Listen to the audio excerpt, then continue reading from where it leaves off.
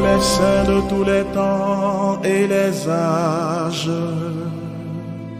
qui avaient marché dans la lumière du Seigneur.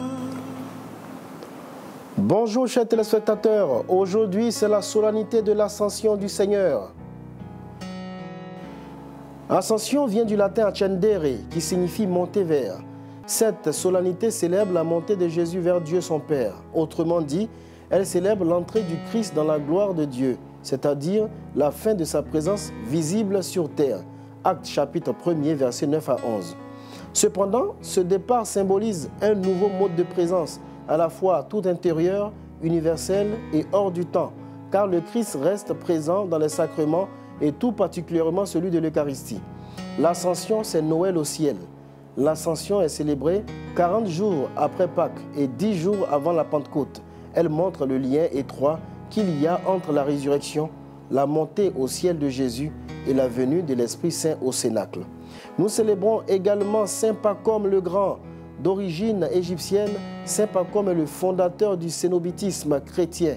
Le cénobite est le moine qui vit en communauté, contrairement à l'anachorète qui vit dans la solitude. Auparavant, ermite au service des pauvres et des malades, Pacôme, inspiré par Dieu, se dit en lui: on ne se sauve pas tout seul. Il bâtit un monastère pour aider d'autres hommes à trouver Dieu. Les disciples y viendront petit à petit. Il devint par la suite le père des moines communautaires.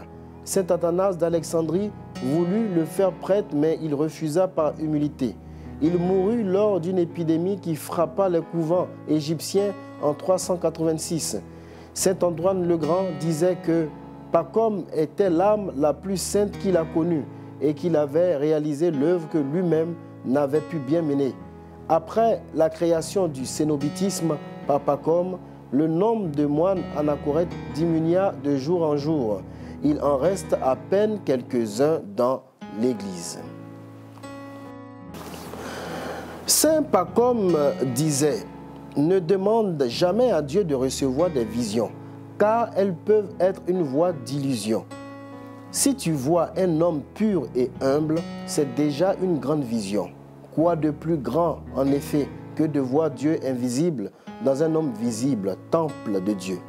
Saint Pacôme, priez pour nous. Nous souhaitons une très bonne fête à toutes les personnes qui se prénomment Pacôme, Patiane.